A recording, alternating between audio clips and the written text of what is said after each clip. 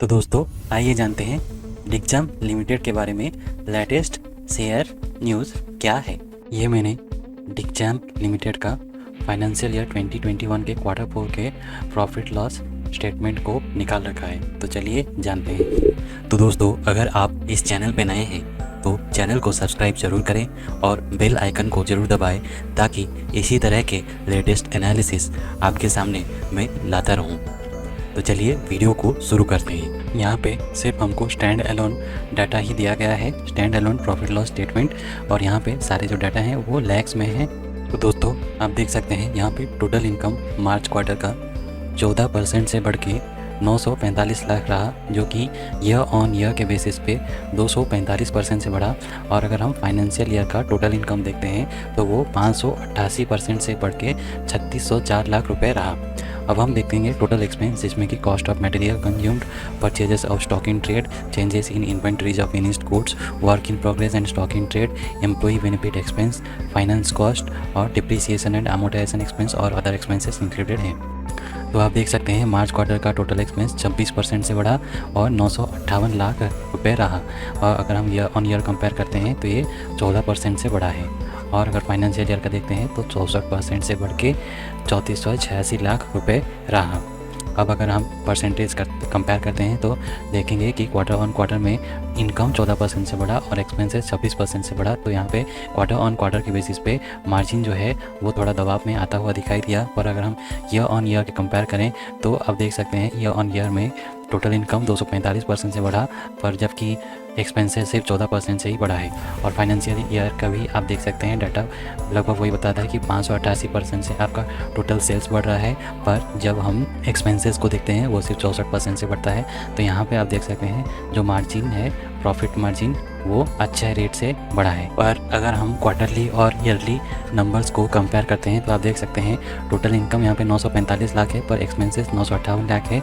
Expenses ज़्यादा है तो आप देख सकते हैं प्रॉफिट बिफोर टैक्स में यहाँ पे 13 लाख का लॉस उन्होंने रिपोर्ट किया है, और पिछले क्वार्टर में 201 लाख रुपए का लॉस, और पिछले फाइनेंशियल ईयर के Q4 में 451 लाख का लॉस इन्होंने रिपोर्ट किया था। और पिछले फाइनेंशियल ईयर का टोटल इनका जो लॉस था वो 1512 लाख रुपए का था, और इस फाइनेंशियल ईयर में इन्होंने 118 लाख का प्रॉफिट रिपोर्ट किया है। तो ये जो कंपनी है ये लॉस से प्रॉफिट में आई है, और 1512 लाख का लॉस से 118 लाख के प्रॉफिट में ये कंपनी आई है। ये अगर हम प्रॉफिट बिफोर टैक्स को देखते हैं, से प्रॉफिट बिफोर टैक्स को अगर हम देखते हैं तो आप देख सकते हैं 1512 लाख का लॉस से 118 लाख का प्रॉफिट इन्होंने दिखाया है। अब आप देख पाएंगे दोस्तों यहाँ पे एक्सेप्शनल आइटम्स के हेड में आप देख सकते हैं 2406 लाख का एक एक्सेप्शनल आइटम इन्होंने दिखाया है, जिसके वजह से पिछले फाइनेंशियल ईयर में उनको 894 लाख का टोटल प्रॉफिट हुआ था। तो ये हम गेस कर सकते हैं कि ये मे भी कुछ प्रॉपर्टी या प्लांट इक्विपमेंट का सेल हो सकता है, एसेट का सेल हो सकता है। और आप देख सकते हैं बाकी इस फाइनेंशियल ईयर में FY 2021 में आप देख सकते हैं कि 12 लाख का लॉस इस क्वार्टर में, Q4 में, और 201 का लॉस दिसंबर क्वार्टर यानी Q3 में। तो आप देख सकते हैं ये एक्सेप्शनल आइटम की वजह से आप देख सकते हैं पिछले फाइनेंशियल ईयर में 894 लाख का इन्होंने प्रॉफिट दिखाया था, पर इस फाइनेंशियल ईयर में 149 लाख का प्रॉफिट इन्होंने दिखाया है।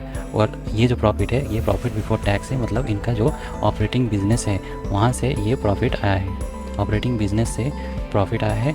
पर जबकि ये जो प्रॉफिट था ये एक्सेप्शनल आइटम्स को सेल करने की वजह से था।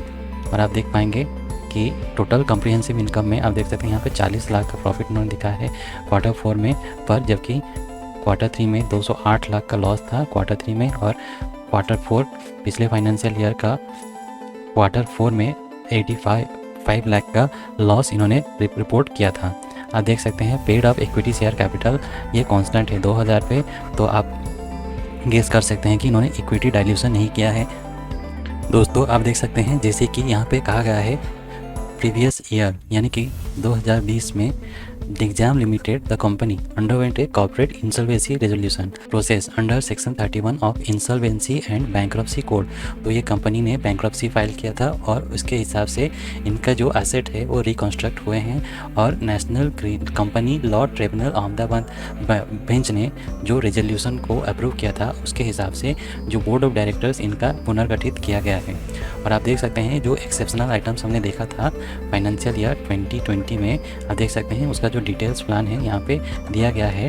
आप देख सकते हैं ये 31 मार्च 2021 और ईयर एंडेड 31 मार्च 2021। तो फाइनेंशियल ईयर 2020 का ये जो डेटा है आप देख सकते हैं ये इम्पायरमेंट ऑफ प्रॉपर्टी आप देख सकते हैं ये 4611 लाख और इम्पायरमेंट ऑफ करेंट एसेट्स 1325 लाख। तो दोस्तों आप देख सकते हैं इतना जो प्रॉपर्टी है और इतना एसेट है उसका जो वैल्यू है वो नॉन परफॉर्मिंग एसेट में आप देख सकते हैं ये 4611 लाख और 1325 लाख का जो एसेट है इसका रिकंस्ट्रक्शन किया गया और D recognition of financial creditors and D recognition of operational creditors, इतना पैसा वहाँ से आया। और आप देख सकते हैं एसेट रिकंस्ट्रक्शन करने के बाद 2406 लाख रुपए का टोटल इनके पास पैसा आया और जिसकी वजह से इन्होंने ये 2406 लाख का एक एक्सेप्शनल आइटम्स को यहाँ पे इंक्लूड किया हुआ है। और आप देख सकते हैं इंसॉल्वेंसी के बाद इस क्वार्टर में आप देख सकते हैं कंपनी को 118 लाख का जो प्रॉफिट हुआ है वो उसके कोर बिजनेस से आया है। तो दोस्तों आप देख सकते हैं डिग्जाम लिमिटेड एक इंसॉल्वेंसी प्रोसेस से उभरा हुआ कंपनी है, यानी कि दिवालिया डिफ़ॉल्टर वाला कंपनी है। तो अब हम देखना पड़ेगा कि आने वाले क्वार्टर्स में इसके जो कोर ऑपरेशन से जो प्रॉफिट रहते हैं वो किस तरीके से रहते हैं, या फिर ये फिर से लॉस मेकिंग कंपनी बनता है। अगर फिर से लॉस मेकिंग कंपनी बनता है तो इस शेयर में इन्वेस्ट करने में कुछ फ़ायदा नहीं है, क्योंकि फिर से ये इंसॉल्वेंसी और बैंक्रप्सी कोड के अंतर्गत दिवालिया घोषित हो सकता है। अब इसका बिजनेस देख सकते हैं, Digjam is engaged in the business of trading in all kinds of textiles and manufacturing of high quality woollen worsted fabrics at Jamnagar Gujarat under the brand Digjam. तो दोस्तों अगर ये वीडियो आपको अच्छा लगा तो वीडियो को लाइक और शेयर ज़रूर करें और चैनल को सब्सक्राइब ज़रूर करें और अपना सुझाव कमेंट बॉक्स में ज़रूर लिखें। धन्यवाद।